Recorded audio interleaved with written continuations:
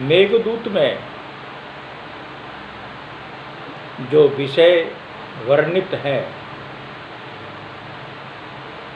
महाकवि कालिदास के द्वारा,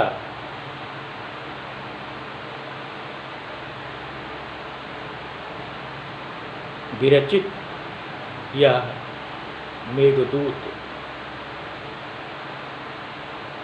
मेघदूत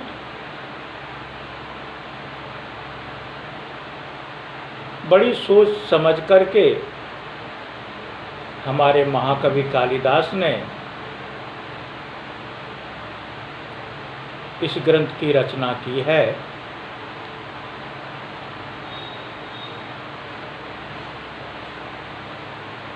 मेघ को ही दूत क्यों बनाया, मेघ को ही दूत क्यों बनाया गया है।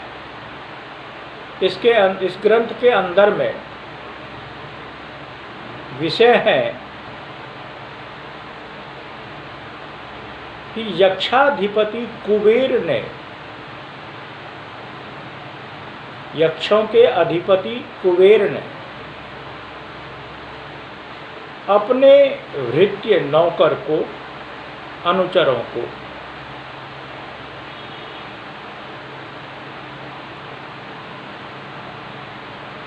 यजनार्थ पूजार्थ पुष्प लाने के लिए उन्हें कहा गया था।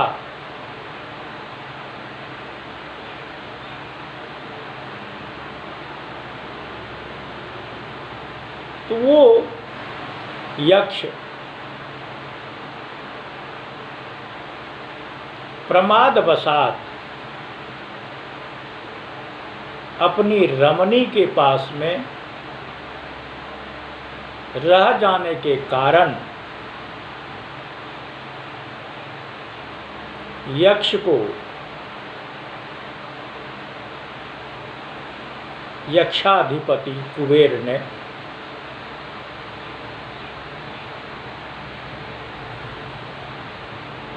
श्राप देते हुए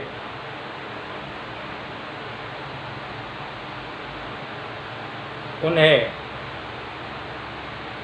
अपने अस्तित्व से च्युत कर दिया और कहा कि तुम 1 साल के लिए, यानी 1 वर्ष के लिए तुम्हारे ये आलस्य के कारण मैं तुझे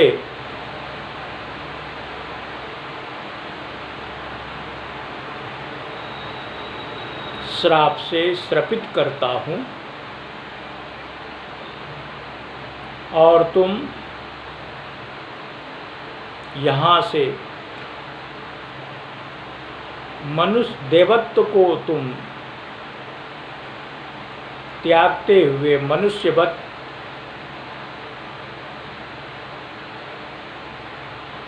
यहाँ से यक्ष नगरी से चले जाओ। श्राप से श्रापित होते हुए यक्ष ने मर्त्यलोक में आकर के वो कहाँ बसा, कहाँ रहा। रामगिरी नाम के जो पर्वत था वहीं पर कुटिया बना करके वो रहने लग जाता है।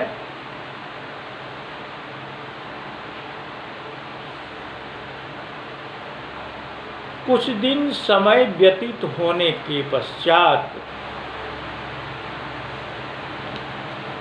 वह क्या होता है, तो 8 महीना जब बीत जाता है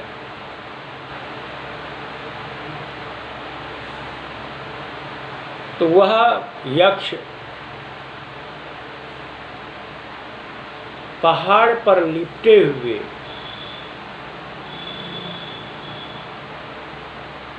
आषाढ़ के प्रथम दिवस में मेघ को देखा। अब मैं पूर्व में बताने जा रहा था कि कालिदास ने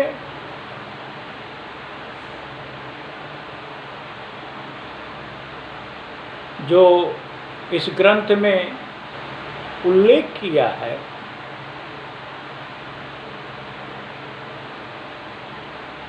दूत के संबंध में, जिस तरह से भगवान श्री राम ने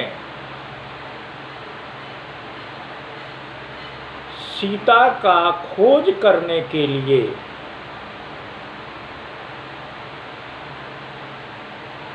हनुमान जी को दूत के रूप में लंका भेजे हुए थे, उसी को आश्रय लेते हुए हमारे महाकवि कालिदास ने मेघ को, चूँकि मेघ में सरसता सहजता होती है, चूँकि वह कहीं भी जा सकता है, किसी भी जगह पहुंच सकता है, इसीलिए हमारे कवि ने मेघ को दूत के रूप में यहाँ इंगित किया है, रखा है। तो आइए अब हम सबसे पहले पूर्व मेघ का भौगोलिक शब्द वाक्यों को जान लें। कहाँ कौन सी जगह पर जाकर के मेघ को यक्ष ने बताया, तुम जो अलकापुरी जाओगे,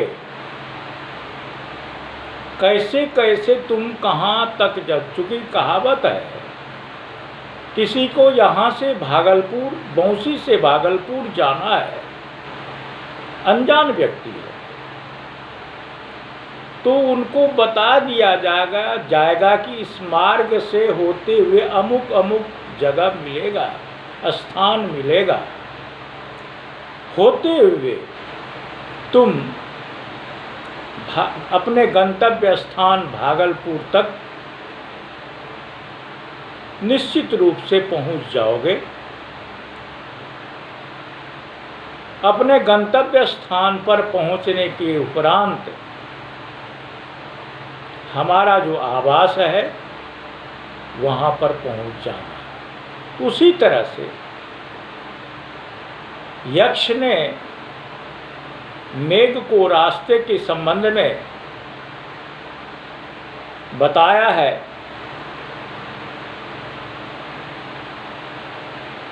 अलका, यह अलका यक्षों की नगरी है, कुबेर की राजधानी।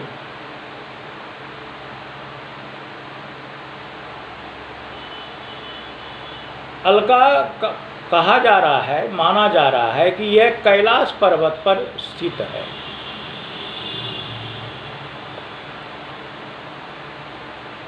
अवंती, अवंती की ही राजधानी का नाम उज्जैनी है।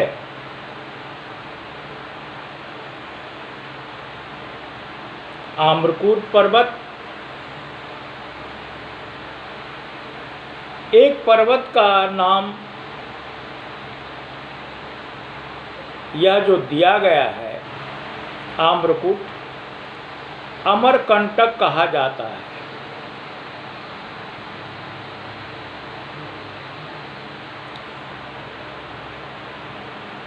उज्जैनी अभी इस समय वर्तमान समय में उसे उज्जैन कहा जाता है।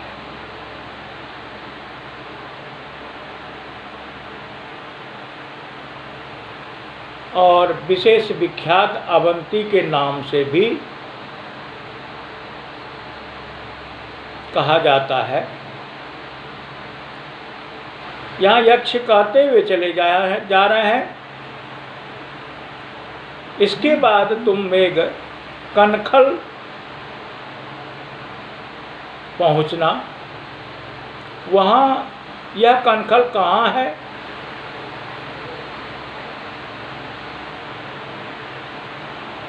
यह कनखल हरिद्वार में अवस्थित है।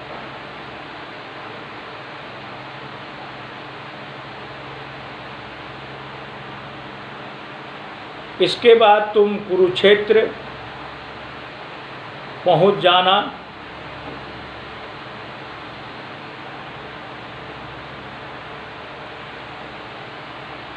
उसके बाद तुम्हें मिलेंगे कैलाश, जहाँ पर महादेव का निवास स्थान है।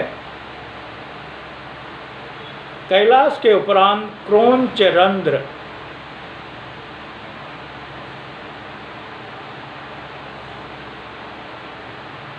यह क्रोंच रंध्र कैलाश जाने के रास्ते में एक यह दर्रा है। गांधवती यह नदी है। गंभीरा यह भी एक नदी है। चरवणवती यह भी नदी है, लेकिन यह चंबल घाटी में है, चंबल के नज़दीक है।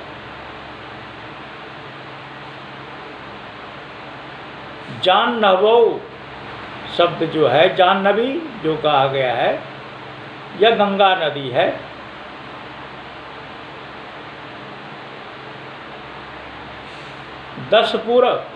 दसपुरम अभी इस समय में मंदसौर यानी धौलपुर, चमोली आदि जगह से नाम से जाने जाते हैं।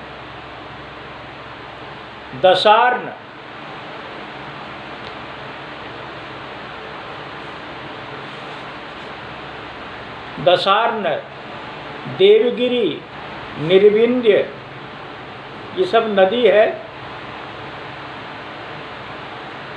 नीचे गिरी पर्वत का नाम है। मानस कैलाश पर यह सरोवर है।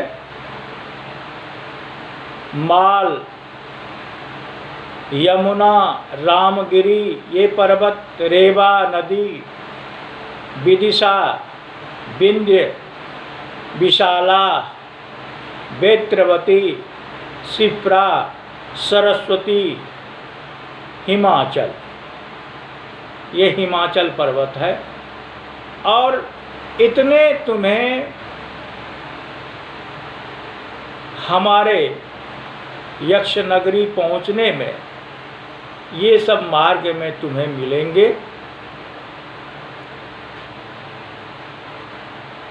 तो यहाँ यक्ष ने अब इस जगह पर देखा कि आषाढ़स्य प्रथम दिवसे मेघमाश्लिष्ट सानु। आषाढ़, यहाँ देखिए कवि ने कितना सुंदर दर्शाया है कि आषाढ़स्य प्रथम दिवसे मेघमाश्लिष्ट सानु। आषाढ़ के प्रथम दिवस यानी प्रथम दिन पर्वत पर जिस तरह से युवक युवतियां नायिका नायक के प्रति आलिंगन करता है, तत्सदृश मेघ को जो पर्वत पर लिपटा हुआ देखा, वह अपने यक्षिणी की याद आती है। तो वही हमारे कालिदास ने पूर्व मेघ में जो वर्णन करते हुए उद्धृत किया है, यह प्रथम श्लोक का प्रारंभ कर रहा हूँ। कश्चित् कांता विरह गुरुना स्वाधिकारात् प्रमत्तः सापेन अस्तंगगत महिमा वर्ष भोग्येन भर्तुः यश्चक्रे जनकतनया स्नान पुण्योदकेषु स्निग्धच्छाया तरुषु वसतिं रामगिरिजाश्रमेषु।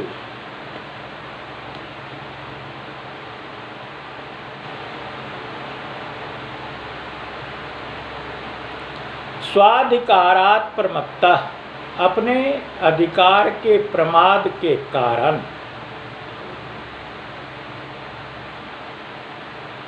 कौन? तो यक्ष। कांता विरह गुरुना वर्ष भोग्येन, कांता अपनी रमणीय, अपने रमणीय के विरह से वर्ष भोग्येन भर्तु, पति,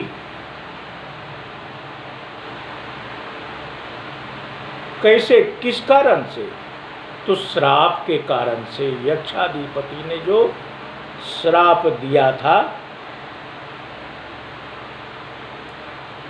जिनका साप के द्वारा अस्तंगगत महिमा, जिनका अपनी अस्तित्व क्षमता बलहीन होने के कारण कश्चित् यक्ष, कोई एक यक्ष जनकतनया स्नान पुण्योदकेषु,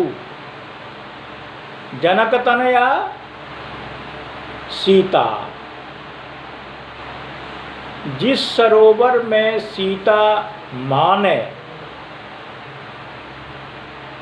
रह करके स्नान किया था, उसी रामगिरी पर्वत पर जो वह कुंड था, सरोवर था, जनकतनया स्नान पुण्योदकेषु, स्नान पुण्योदकेषु, वह पुण्योदक जल, बारी शरीर,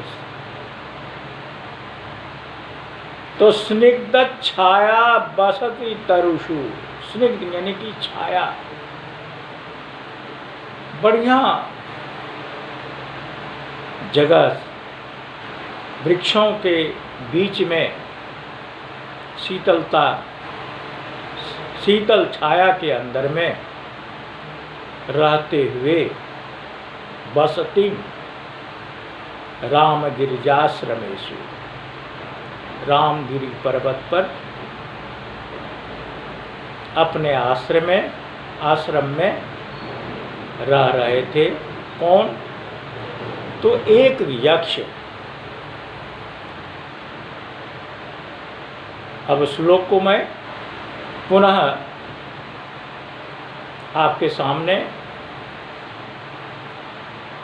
कह रहा हूँ, आप इसका साथ साथ मनन करेंगे।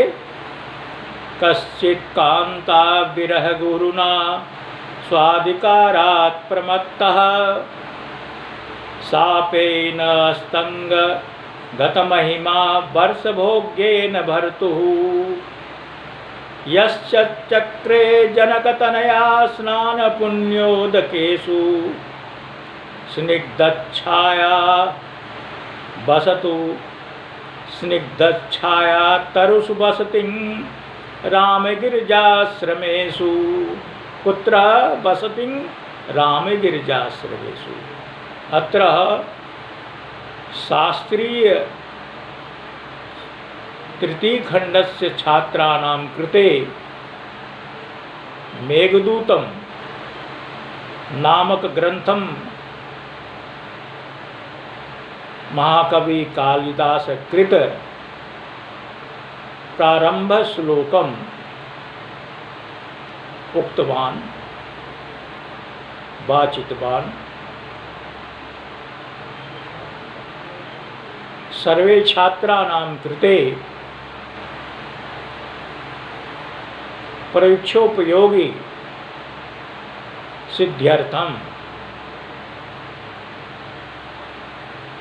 अस्ति।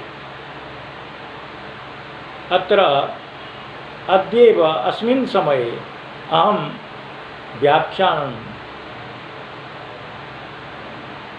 विररामः।